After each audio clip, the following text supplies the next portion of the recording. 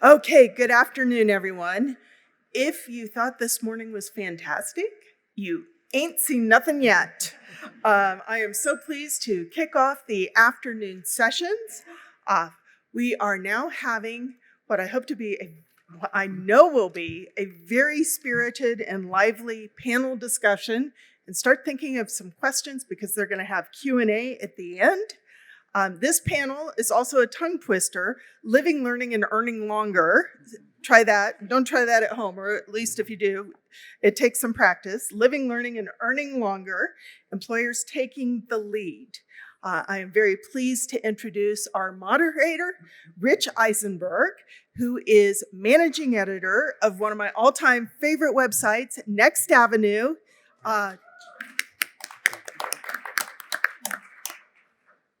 And he also serves as its editor of Work and Purpose and Money and Policy channels, and has just a wonderful history with Money Magazine and other major financial publications.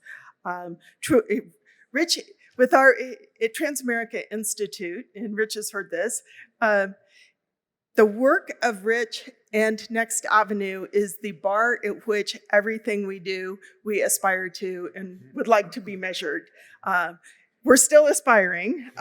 He is a tremendous source of inspiration for us. I'm going to turn this over to Rich to introduce his panelists.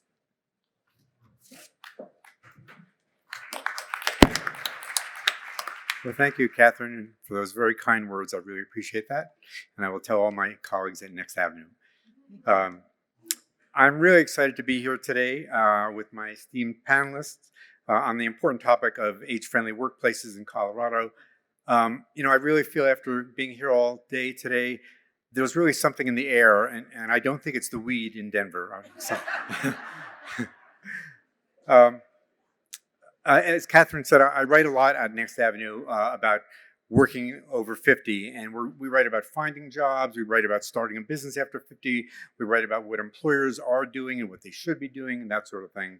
And last week I was lucky enough to go to the United Nations, where there was a terrific briefing that AARP and the UN held jointly about the importance of age-friendly workforces, which Ramsey will probably tell you a little bit about, but it was really exciting, and I wrote a piece about that on Next Avenue.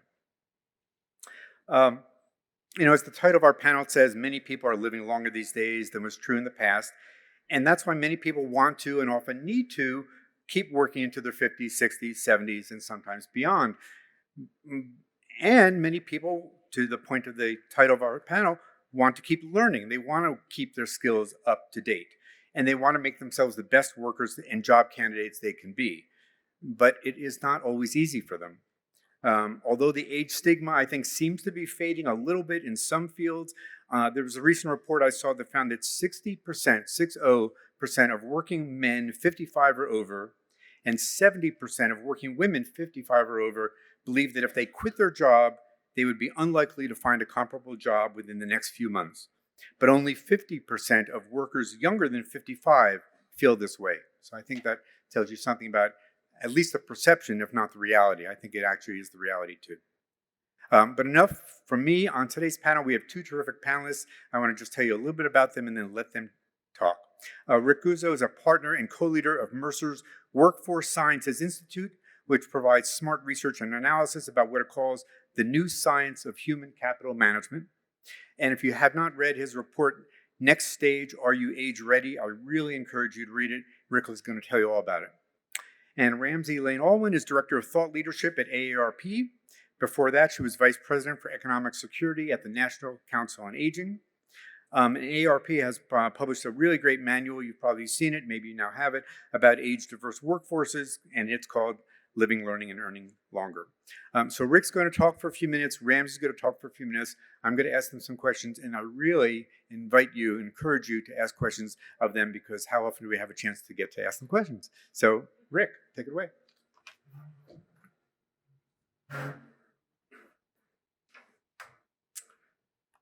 Yeah, thank you very much, Rich.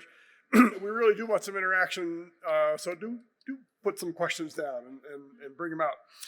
Let me say it's really exciting for me to be here. I didn't quite know what to expect, but the energy level the enthusiasm, the commitment, the research, the data, the initiatives underway, I find just totally encouraging and energizing. And I feel a lot less like a lone wolf howling out there than I used to before the day started.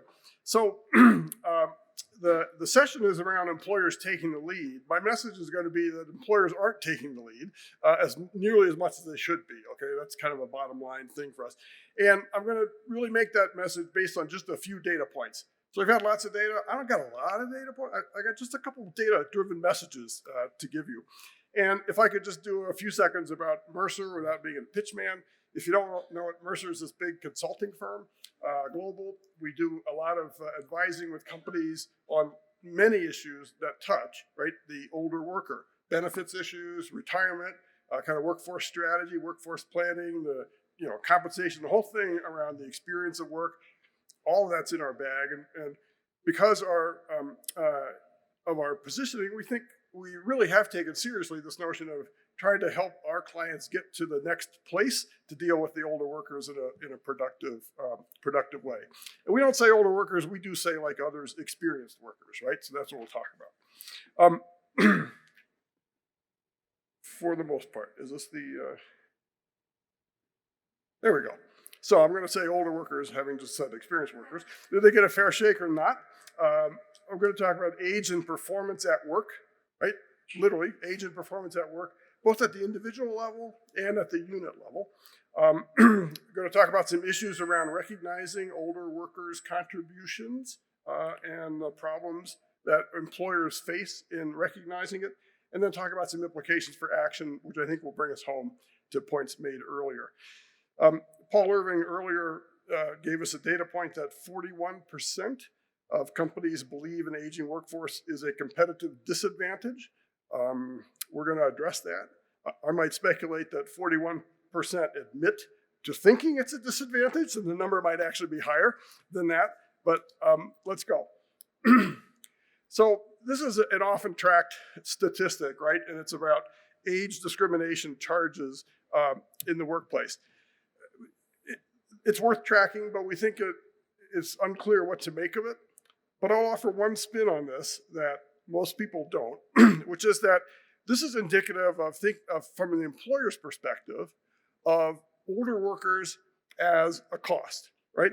Oh, they file complaints. Oh, their wages and the salaries are higher. Oh, they've got more expensive health, demands, et cetera. And that's what I'm going to address, is that cost mentality in the next couple of slides that you will see. So I don't mean to minimize this. There are a lot of real events that drive those, right? Promotion issues, fairness, et cetera. But I'm really going to focus on where's the evidence around the value of older relative to younger workers. And the first thing we're going to show you is not Mercer work. It's work that's out there in the published literature. I'm an organizational psychologist by background, and this is a summary of research published by Ng and Feldman years ago in the Journal of Applied Psychology, and it's largely been reaffirmed in a recent chapter, Hedge and Borman, that came out just last year. But basically, let me just explain what you're looking at on the left. So the notion is that performance at work has multiple dimensions to it, right? Multiple facets, some of which might be called core task performance, which is showing up, doing the stuff, right? Producing, getting the things that define your job done adequately, or even better than adequately. Creativity, right? Going above and beyond, innovation, coming up with unexpected contributions. A third area of performance that this research review looked at is training. How quickly and how well do people perform when going through training modules? And then the last is what we'll call citizenship behaviors, or organizational citizenship behaviors, OCBs if you're in the literature. You know what OCBs are? OCBs are things that nobody asked for, but are good for the company that you do, right? And it could be helping a newcomer, right? Just get oriented. It could be putting out extra effort for something that just had to get done, and it really wasn't your fault or responsibility that it wasn't done yet, but you picked up the slack and did it, right? Could be speaking positively about your employer to a public audience. I remember being in a company headquarters in Switzerland once, and this guy from the company and I happened to go to the men's room together, and and we're washing our hands, and he takes these paper towels and cleans up, right, around the sink. That's a citizenship behavior. As trivial and as little as it might be, it's an example of nobody asked him to do that, right? But he did it. Okay, so what do we see? So Engenfeldman analyzed 308 published research studies that may not have set out to address age-performance relationships as the core question, but which addressed them in the pursuit of whatever it is they were doing. And sometimes age and performance were the core issues. 308 studies, do they see a difference between older and younger workers in core task performance? No. Do they see a difference in creativity? No. Do they see a difference in training performance? Yes. Older workers perform slightly lower in training performance as indicated by the speed of acquisition of learning something new or the score on a test, right? You did a module, you took a test, and you got a score. That doesn't mean older workers can't learn. It just means they pick up stuff a little slower. That's consistent with a lot of psychology.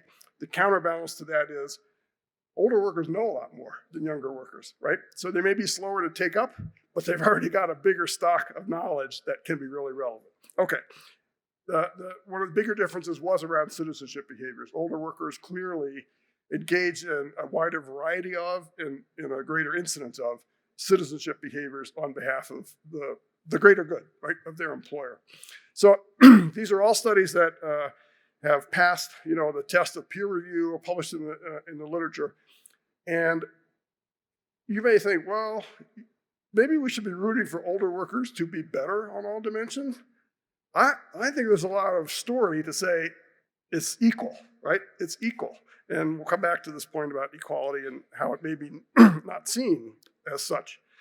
The next page, let me just set it up before I show it to you, will speak to unit performance, which is to say that a unit in this research I'll show you might be a retail store, might be a department in a store, like the shoe department, might be a bank branch in a retail branch system, might be a restaurant, manufacturing plant, a line in a manufacturing plant, a hospital, a sales team, a service team. That's what we're talking about, right? Those units in workforces are made up often of some mix of older and younger workers, right?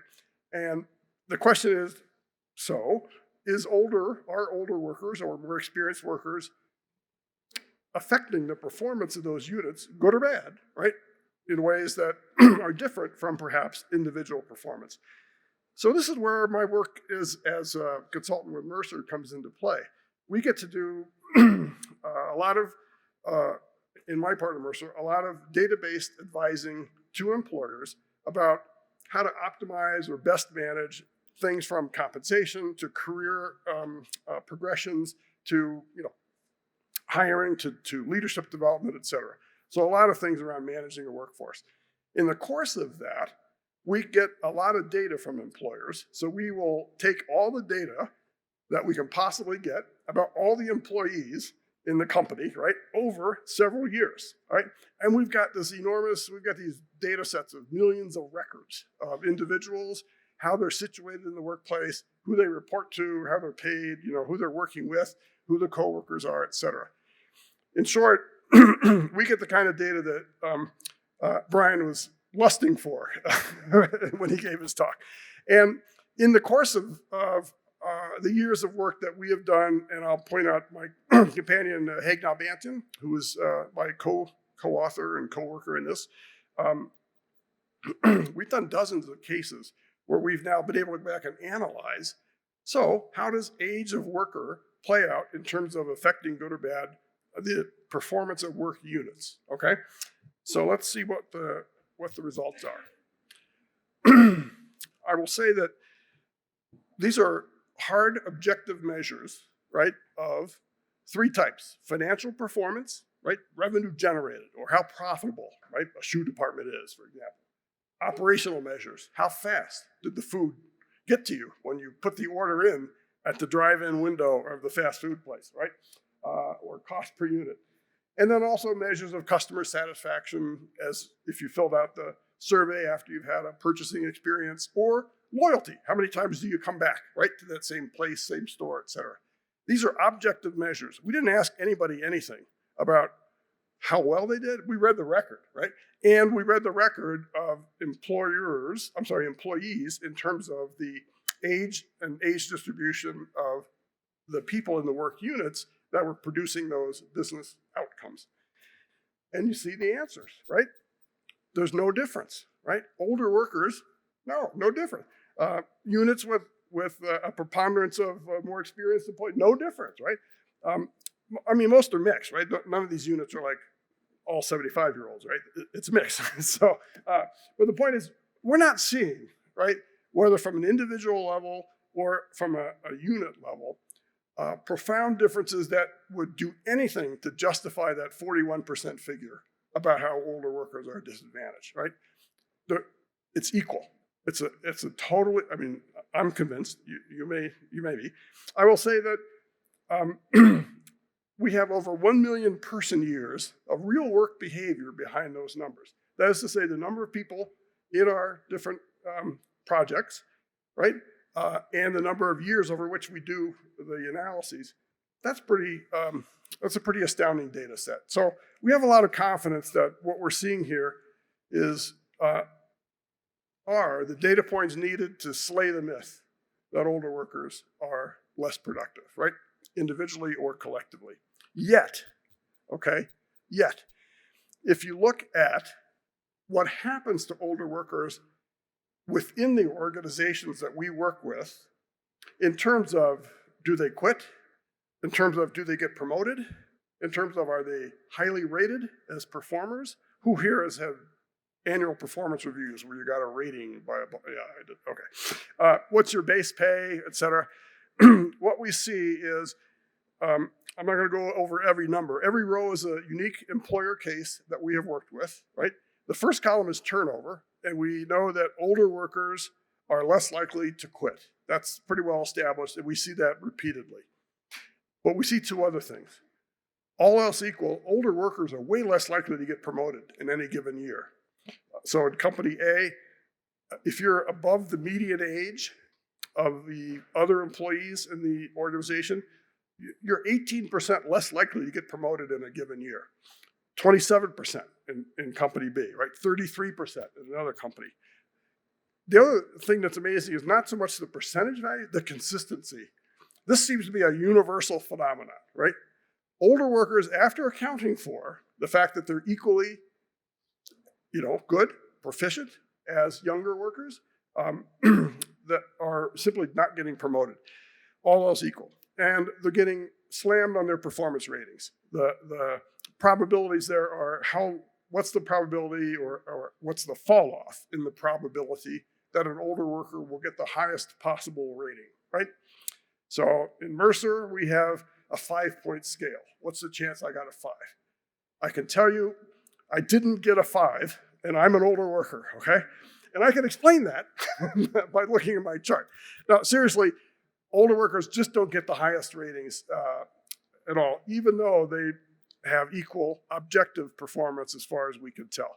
So what we see, right, is bias in action in terms of promotion, in terms of opportunity, in terms of recognition, right, for accomplishments to the business. That's a huge disconnect. Those first 2 pages, right, about equal performance, but getting slammed here in terms of career advancement, in terms of appreciation. So the story so far, no evidence that worker age hurts performance, individual or unit, across different kinds of outcomes, but older workers are, disfavored in terms of important markers and events, consequences in their careers, right? Why is this happening? Ageism or something else? Well, let's take a look at that. I'm going to suggest for sure ageism is a role, right? It's playing a role. It's real. It's pervasive. We know it shows up in hiring, right? The difficulties of the older worker getting hired by a company if they're out of work. But we see it time and time again in performance ratings, promotions, and general perceptions. But I think there's also a more innocent explanation, which is that employers fail to see, right, the realities that are there. That employers are failing to see that older workers are contributing just as much as younger workers, right? And I think there are reasons for that. The reasons are that the way most companies implement the processes of measuring performance, right, and or tracking and monitoring contributions, they're incomplete. They're not able to capture, for example, organizational citizenship behaviors, right, that could really be good for the company. They're not able to capture how an older worker can have an indirect positive effect on other people in their work unit, right? Sharing of knowledge, or, hey, I've seen this. This is what you do. Got it, right? The value of experience is really hard to capture, right? It's easier to capture the objective, how many dollars in sales did you make, right? How many customers have come back to you, et cetera. There we see no difference, but we're failing to have systems in place that connect other forms of contribution such that employers can recognize and reward them appropriately. So I'm not going to let employers off the hook by saying there is no ageism. There is, but I think there are some fundamental changes that we need to press for that enable or open up the possibility of understanding the multiple ways in which the experienced worker can contribute that are otherwise out of sight. The follow-on to that is, for me, picking up on many of the points that we heard earlier in the day, which is to say, hey, older workers are contributing, right? How do we make the most of that as an employer? And that is where we get into not just the measurement of performance issues, but the ways of extending careers productively, right? That flexible retirement pathway, that's a great term. Anything that employers can do by way of programs, opportunities to extend working careers of older workers in their workforce can be good for business. That's the issue, right? Not just good for the worker or society, right? But good for business as well. And that's the message I think that we really need to get across. So, I'm a data-driven guy for purposes of this talk, but the implications, I think, of the fundamental fact, right, that there aren't performance differences can be used to slay that ageism myth, right, and hopefully generate interest and spark the pursuit of alternative ways of capturing the value of older workers. Thank you.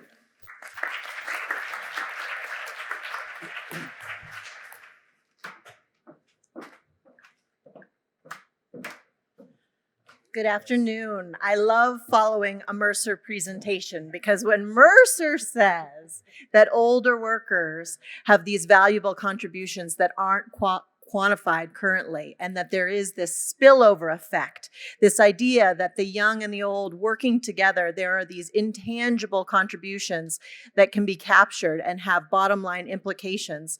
It tees up what AARP is up to on the global level in a very nice way. So thanks so much for having me. I have the pleasure of working at the largest nonprofit in the world focused on helping the 50 plus make the most of a longer life. We have 38 million members, constantly looking at the issues and the megatrends that are most impactful to their ability to live, learn, and earn longer.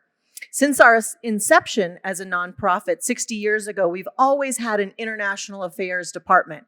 Little known secret about AARP, but we're constantly looking around the globe at promising practices and global trends and trying to import-export ideas that will help us challenge our outdated beliefs and spark new ideas to ensure that our members of today and our members of the future have all of the real possibilities that they choose as they age in place. I have the distinct pleasure of co-leading this collaboration with the World Economic Forum on the future of work. We looked as an organization at future of work megatrends and saw that longevity was just as profound, just as transformative as many of the conversations about disruptive technologies.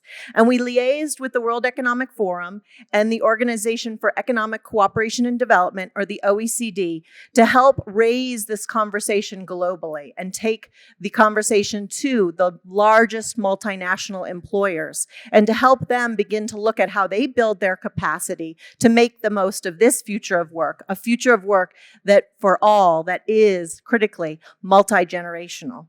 So you may know AARP as the business case for the 50 plus, but I'm here to share we're not your grandmother's AARP. We're constantly looking at the issues. As millennials approach 40, as Gen X is turning 50, we're taking more of a holistic look at life course. And if we're all so lucky, we will be living, learning, and earning longer. So the new normal is a multi-gen workforce. And for employers, it's not when you'll experience that, but how you will handle it and how many generations will be in your workforce. We've been trying to build out the business case with the World Economic Forum and the OECD through a learning collaborative we've established to help build the understanding and evidence base around the competitive advantage that is this multi-generational workforce. And I'm so pleased Transamerica was early in and Aegon was early in the learning collaborative, as was Milken, as was Mercer. We're working with other large multinationals like AIG, Bank of America, BlackRock, Home Instead, to look at the implications of this new normal on their workforce. We've done some analysis with a global survey of employers to better understand their sentiment and their appetite for looking at a multi-generational workforce and the need to create and invest in a workforce ecosystem that's inclusive. And we were pleased to find, according to our recently released analysis that was shared in Davos at the World Economic Forum just in January by our CEO, Joanne Jenkins, that 86% of these global corporations, a survey of 1,700 of them, understand that a multi-gen workforce is valuable to their success and their growth. And we're hoping to get them Mercer's data, which I encourage Mercer to publish, where it demonstrates the business case that there is a spillover effect among the generations in the workforce. As I like to call it, there's a magic in the mix when you bring all of the generations together. Companies are beginning to get it. When I talk with our colleagues at the Stanford Center on Longevity, who've been working on this issue for many years, Martha Devi will share, just 10 years ago, the sentiment of employers was not 86%. So there's a light bulb moment here and an opportunity, but companies need help. They need help in this journey to build capacity. And I have to say kudos to Colorado. This blueprint that was unveiled today in terms of Colorado's above 50 employment strategy is a great roadmap for what needs to happen. And frankly, some of the key pillars in this roadmap are the exact pillars that we are looking to build out on the global level with the World Economic Forum. Employers want supports and understanding and evidence around initiating programs around family caregiving, lifelong learning, financial planning. They're likely to implement practices if they have tangible tools and resources around unbiased recruiting, around training and lifelong learning, as well as creating purposely designed mixed-age teams. And we'll crack into our workbook soon, where we try to provide some tangible assessment tools that help employers that are ready to do just that. So it's great to see 86% of employers get it. But our practices and our policies aren't there yet. I'm impressed by this analysis from the University of Iowa that almost 60% of employers surveyed, in this instance, either have age as a part of their diversity and inclusion policy or thinking about adding it in the next year or so.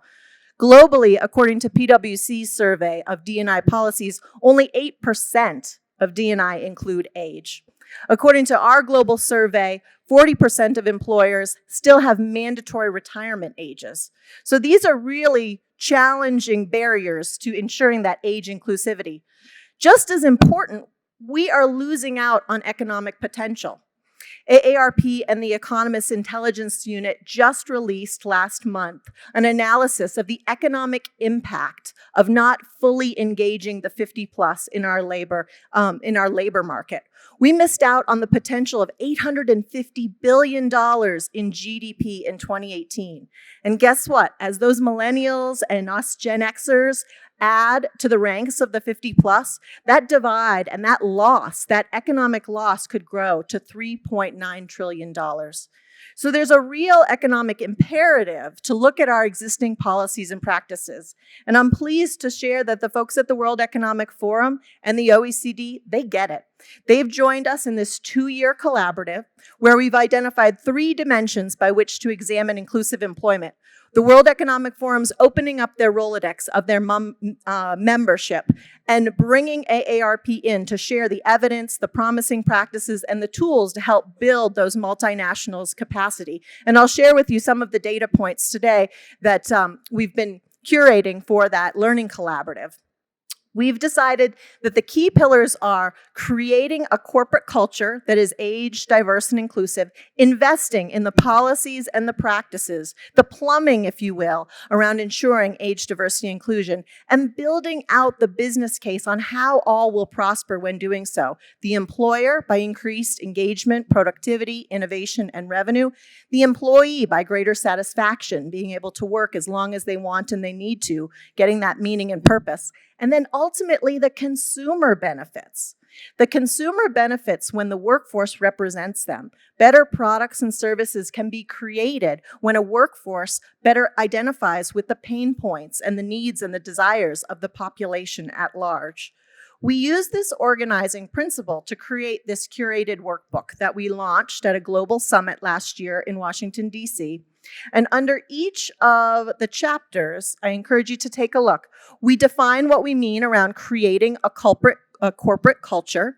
We have evidence-based data points around the business case for creating a corporate culture that's inclusive. We have promising practices from 16 countries and companies that are doing innovative new things. I'd love to add a few of the case studies I saw in the report unveiled today. I'd love to hear from anyone in the room that's doing something promising so that we can get that into our research body as well. And then we have some basic assessment tools under each of the chapters to get started in examining your current practices. So why does this matter? We know age-inclusive corporate culture drives engagement and performance. An organization's diversity practices contribute directly to employee engagement. And there's real analysis and evidence around this. American business units in the top quartile of engagement realize 21% higher profitability than those in the bottom quartile. When we share this with members of our learning collaborative with the World Economic Forum, they get it. They say, okay, what do I need to begin to do? And so that's when we start to get really tangible. And you'll find that many of the recommendations I've been sharing with members of the World Economic Forum parallel the recommendations in this blueprint as well. At the most basic level, remove the bias in the job descriptions. Enough with the tech ninja and the eager new entry into the workforce. Scrub and remove the description with bias itself. Evaluate your age-inclusive recruitment practices. There's a real nuanced perspective to looking at your recruitment practices. Sometimes you need to be age-aware, and sometimes you need to be age-blind. So on this particular tool, which is page 22 of the workbook, you can find it and bring it back to your colleagues. You'll see we try to help you become a little age-aware in terms of your recruitment policies. So you would look through this checklist and respond yes or no, looking at the methods your organization uses and to assess the career stage of the workers most often recruited in the applicant process, and begin to examine where and how you are recruiting. So as an example, you may just be recruiting in the newspaper, and there's a particular demographic that's probably going to respond when they see it in the newspaper. Or maybe you're just advertising via the internet. And again, you may be missing out on other populations that wouldn't go find it on the internet. So there's a need to be age-aware and life stage-aware and career stage-aware when it comes to the recruitment.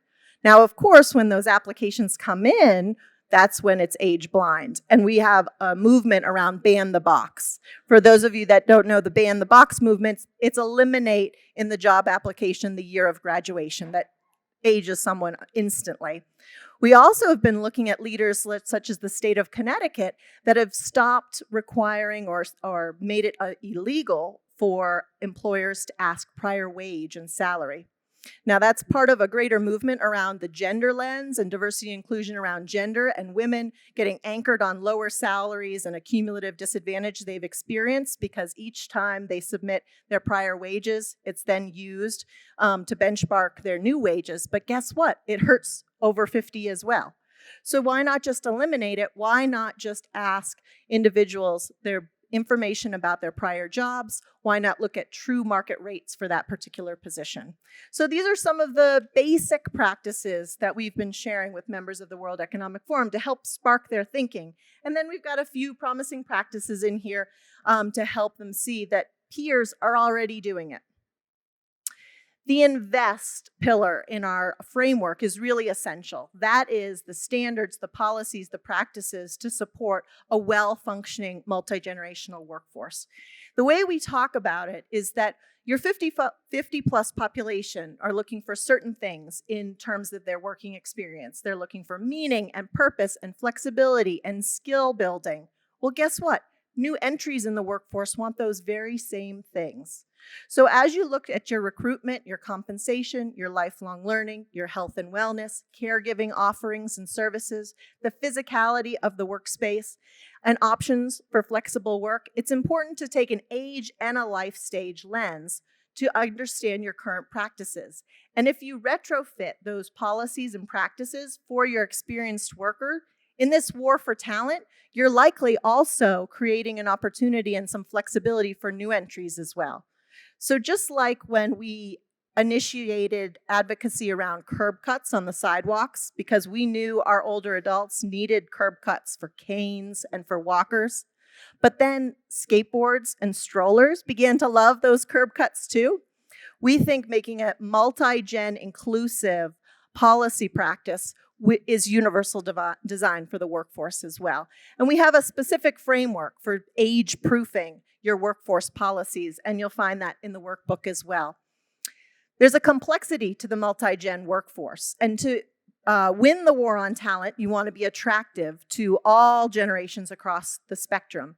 Chronological age, generational differences, those are key pieces of the puzzle, but so are life events, accessibility, career stage, and organizational tenure.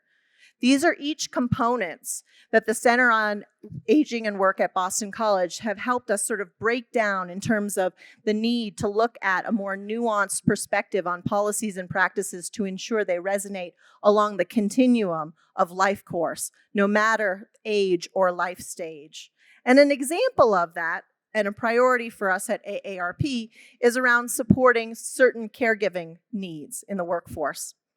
So when you think about your current practices and policies, maybe parental leave, for instance, why not make a small tweak, start small, and make that caregiving leave for a loved one of any age to ensure it's relevant to your new entries into the workforce as well as your experienced workers, especially because we know 1 in 4 caregivers today is a millennial.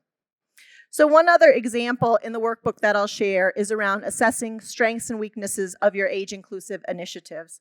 And that's on page 15 of the workbook as well. It's a basic tool that we've curated with Boston College that can help you begin to understand your current practices and your growing edges.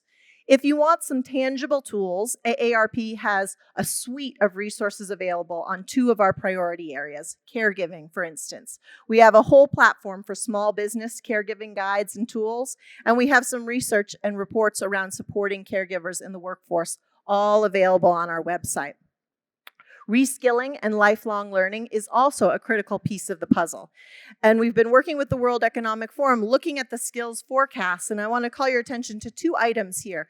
The first is everyone in the workforce is going to need a continual injection of lifelong learning and skill building across life course because the key tools and skills are changing so rapidly. But if you look at the 3 top growing skills, analytical thinking, active learning, and creativity, what's fabulous about that is those are uniquely human skills. Those are skills you can't microwave. New entries need time and experience to hone and get there when it comes to these issues. Experienced workers are uniquely positioned.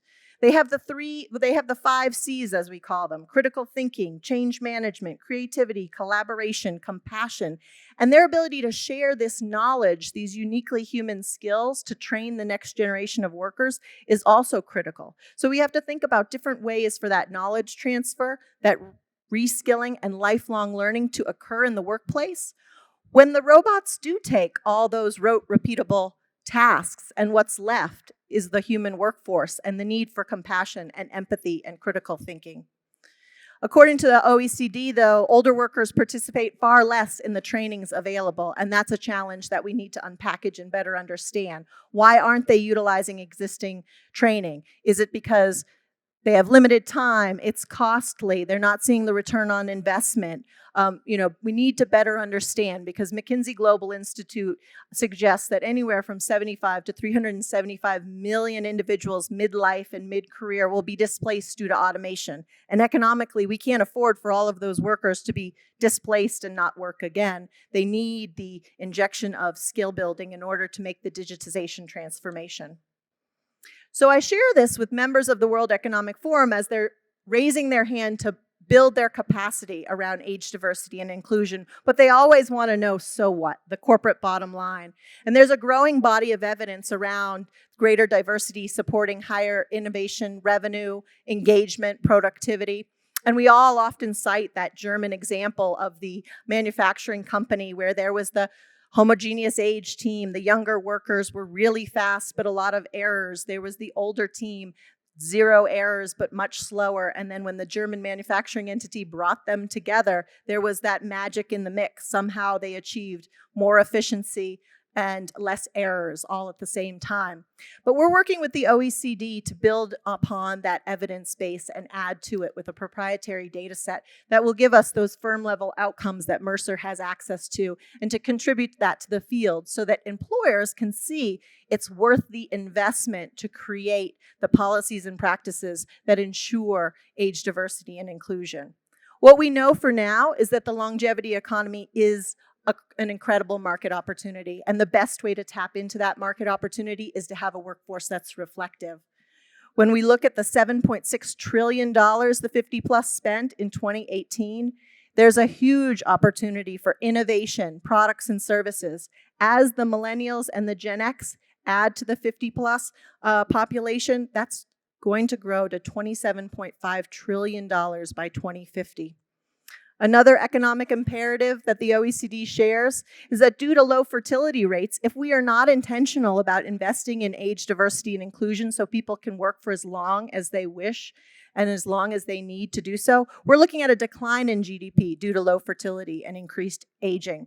Instead, if we look to countries like New Zealand and Iceland, where they have the greatest labor force participation of the 50 plus, as an economy, as a global economy, we could see an almost 20% gain in GDP over the next 30 years. The choice is ours to address and invest, to create and invest in a workforce ecosystem that is multi-gen and inclusive.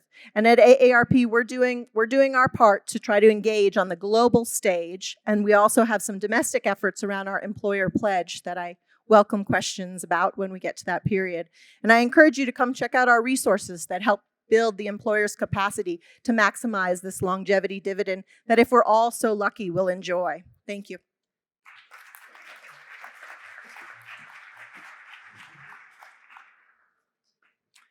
Thank you, Rick and Ramsey. That was great.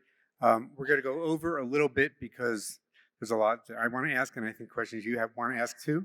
And we're lucky to have Rick and Ramsey. I guess some of my questions are for both of you or either of you, and some are for one of you. So I guess the first one I have is for either or both. Today's hot labor market seems to be making some employers more willing to hire and keep older workers because the employers just need to get the job done. But I'm worried that when the economy starts turning down, that things are going to go back to the way they were, and that we're going to see more age discrimination, a harder time for older people getting jobs. They'll be the first ones to be laid off because they're considered too expensive. And I guess I'm wondering, are you as concerned about that as I am, or am I all wrong? I mean, my take is you're absolutely right to be worried, and I am too. And I think this is the time, right, to get into the employer practices, right, into the mindset, into the minds of employers about the value of older workers, not just the cost, right? Remember, it's the value, not just the cost. And what are the easy mechanisms? And really, a lot of the changes that we've talked about today are kind of easy to implement to enable, right, the contribution that is good for the business to continue. I think it's a real issue you've hit on. Oh, I agree. And we're very aware of this looming recession and how once we're no longer in a tight labor market, the tables could turn quickly. And so that's why we're so optimistic with Mercer's analysis, the OECD's analysis of a proprietary data set, North America, Asia, and Europe, where we can better quantify increased engagement, productivity, innovation, and revenue outcomes. All of our current HR systems are built to incentivize individual contributors. But the spillover effect that Mercer has surfaced illustrates it is the age diversity, it is the magic in the mix where we're going to be able to get the better outcomes moving forward. But our systems aren't set up to capture that to date. It's the collective outcome that's better for the bottom line. Thanks. I want to ask a little bit about pay. I think some older job applicants don't get hired, sometimes don't even get an interview, because it's assumed that they're going to want too much money. And I wonder if you think that's the case, that's going on. And more importantly, I think, is it HR that's making that decision? Is it the hiring manager? And what could be done to change that assumption? Because I think it isn't necessarily the case. Sure. Well, in some of the work that we've done, first and foremost, we need to move away from all the stereotypes. She's too young to run the organization. He's too old to learn the technology. We shouldn't assume anything. And when you look at states like Connecticut that have banned the box on the prior wage and salary request and really are looking at the true market costs, we need to let individuals apply for the jobs that interest them most and share and articulate why. What we find, though, is the HR managers get it. HR managers have been to SHRM trainings. They know the D&I. They know the regs. The hiring manager hasn't had the benefit of those trainings, we'll say, and their mindsets are often stuck. They've got stereotypes and assumptions. So the HR manager can bring fabulous candidates, but then we need to get into the mindsets of the hiring managers to help push back on some of those negative stereotypes and assumptions. Just to add a quick point, I mean, there is reality to the fact that all else equal, older workers do have higher wages than younger because, et cetera. But the differences aren't maybe as great as we really think they are. And that focus on the cost, guess what? Ignores the value, right? And also, I think there are some applicants, older applicants, who might not necessarily need to or want to work 5 days a week, but the assumption is, well, it's a job that we're looking for people to work 5 days a week. I want to ask about flexible work. I feel like there's a lot of interest by older employees in working when they want, where they want, including phased retirement. But I'm not seeing a lot of interest by employers in allowing people to do that. So I guess I'm wondering, do you think we are seeing or we will see more employers letting older job employees work flexible hours and work remotely? And what is it going to take to get some of that lip service to turn into reality? Yeah, I mean, I think there are a lot of, and my perspective is working with medium to large size firms, right? That there are a lot of policies in place that are unknowingly disadvantaging the employer from taking advantage of the older worker, meaning basics around who's eligible for what benefits, right? How many hours do you have to work, or what employment status do you have to have? Or elements around, for those who have defined benefit retirement plans, right?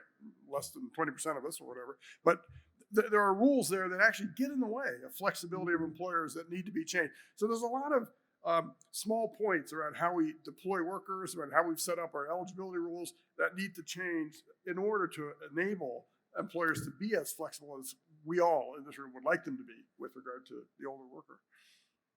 I agree. And I think there's some interesting pushback points. I mean, this current public health crisis might just be one of those.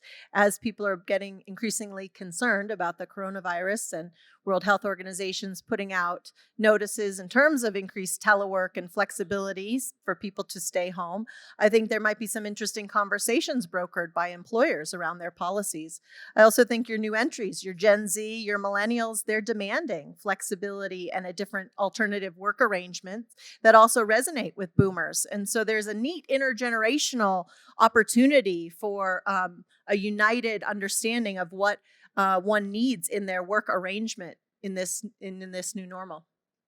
Ramsey, it sounds like you're saying that the coronavirus might convince some employers to tell some of their employees, if not all, to work from home. And then they may see that the job gets done, and maybe the employees are even happier than they were before. So this might lead them to change the policy. It may, if the productivity bears out, absolutely. Ramsey, you talked a little about automation, and I want to hear from Rick about that. I think your Mercer report said the risk of displacement at the hands of advancing technology was higher for older workers than for the younger colleagues in many countries, and across all OECD countries, on average, 40%, 40, or more of the tasks done by older workers are automatable.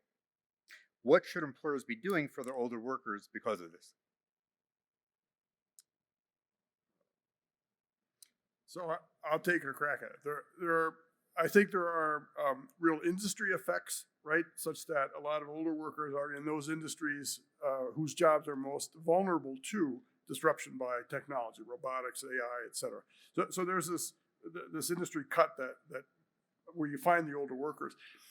I think the first response is is retraining, right? Is to upskill, and often that turns into go take a course online and learn something new, right? I actually think there's some value to that, but it's probably better to understand what are the close connections between the job I do now, the skills that have built up in me as someone who has done that job well for some number of years, and what's the next job I could have if only I filled in this one thing with a training course, right? Or this one thing with an apprenticeship. So I think it's we need much more tailoring and targeting of that skilling up than we have seen so far, which has been kind of, in my mind, general. Got to go skill up. Talk a little bit about what's next for the work that you're doing with OECD and the World Economic Forum. I think you have a report that's going to be coming out about a year from now or so. What's going to be happening between now and then? Sure. So as a part of the Living, Learning, and Earning Longer collaborative, these multinational corporations have joined the discussion around promising practices, and the OECD is conducting the desk research on the business case.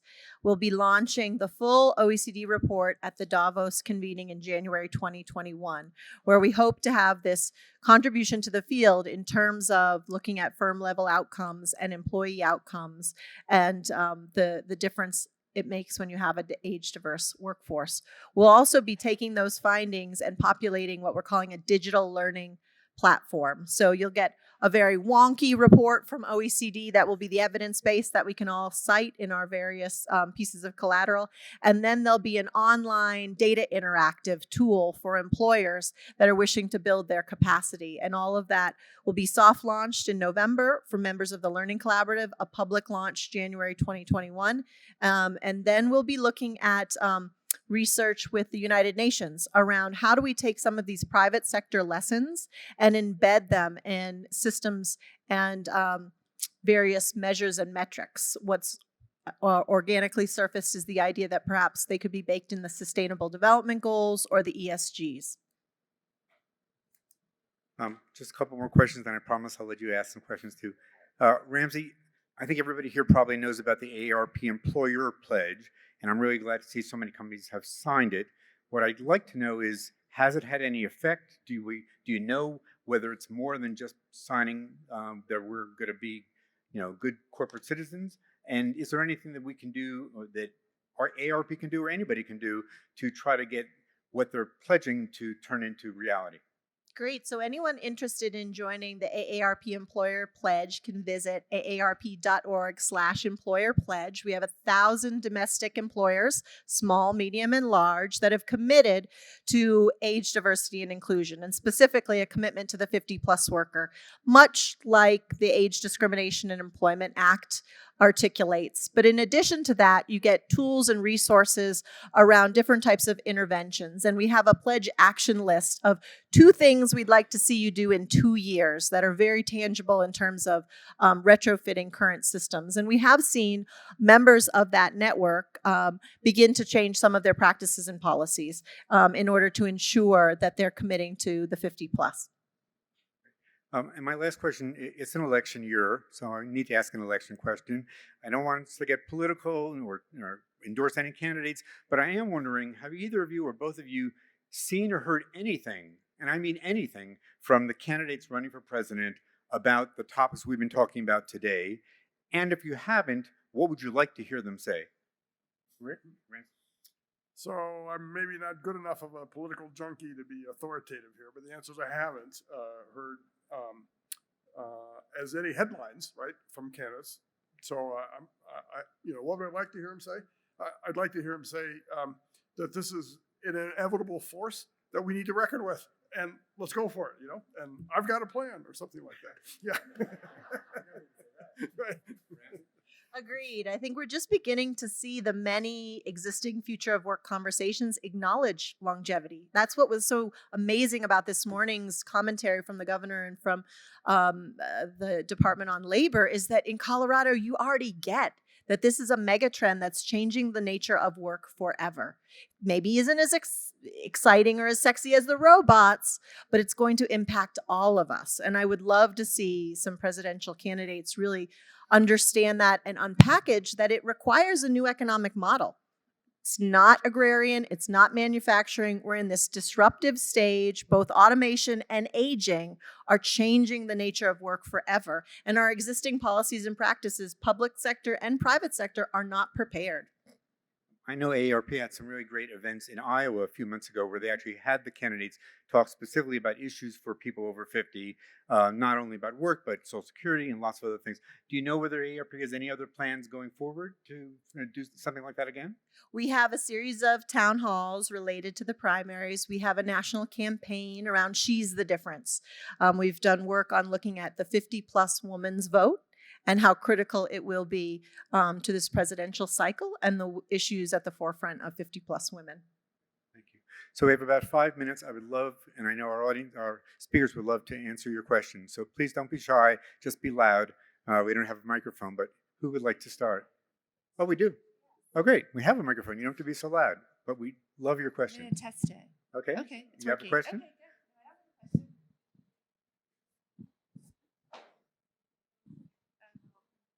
And just tell us either who it's for or whether it's for both of them. Well, actually, it's for AARP folks. The initiative that you have, the employer initiative, do you have a list of employers that we can gain access to that have signed the pledge and have made intentions?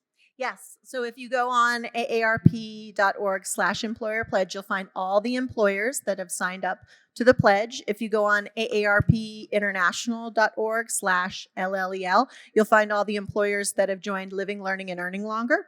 If you're interested in joining the pledge, take a look at that workbook. The Join Us tab has details on both initiatives, and it has that action list that I mentioned, that idea of taking 2 actions in the next 2 years to help ensure you have an age, diverse, and inclusive set of policies and practices. And Ramsey, I know that we ran out of those workbooks, so the materials can be found on the website Online. you just referenced. I feel really bad for people over there. I feel like you haven't been able to see us as well. So I really want to see if anybody has a question in your neighborhood. Anybody? In your neighborhood. I'm venturing across town. All right. How about in the middle? Question? Yes. Thank you. Yes, hi. I was, and it could be for either or both. As far as the recruitment practice strategies that are in your book, how does that square with the fact that we know that over 80% of the jobs that are obtained are through networking? Great question. Right. So at AARP, we have a multi-pronged approach to cracking the nut on helping the 50-plus work as long as they want and need to. And the particular work I'm speaking to today is really our business-to-business approach. We think we can get a great deal of impact in working with employers, but we also have a strategy to help consumers and workers themselves.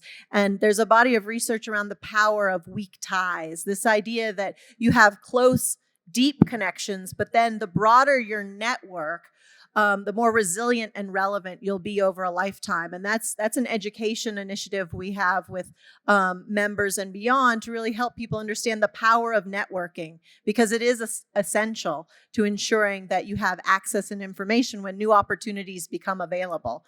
And that is a larger issue when it comes to women, communities of color, as well as older adults, access to the opportunities available. Yeah, and I agree. And I would offer one other thought is that employers, if they start thinking about non-traditional sources of new talent, they actually accidentally open the door to finding much more diverse talent in terms of age and other dimensions. That's an experience we've had helping employers look for talent where they haven't looked for it before. So part of the solution may be get out of your old rut, right? And search other places in terms of recruiting, because it expands the net. If I could add one thing to that, I would add social media. We did an article on Next Avenue not too long ago about how increasingly when people lose their jobs these days, often through no fault of their own, they are going public about that on Facebook and social media to let people know that they are available, that they're out there. And I'm glad to see that. I think some of the stigma of losing your job is gone. It's not entirely gone, but a little less. But what people are saying is, oh, well, I see that you're looking for something, and I know of somebody, or I'm looking for somebody who could do that job. So I would encourage people to get the word out. Don't be shy about that. Speaking of social media, LinkedIn, you're supposed to put your picture there. Big complaint I get from my 50+ people is, well, they'll be able to see how old I am. So even if you take the application and you take the graduation dates off sometime down the road, how do we deal with that problem? Anybody?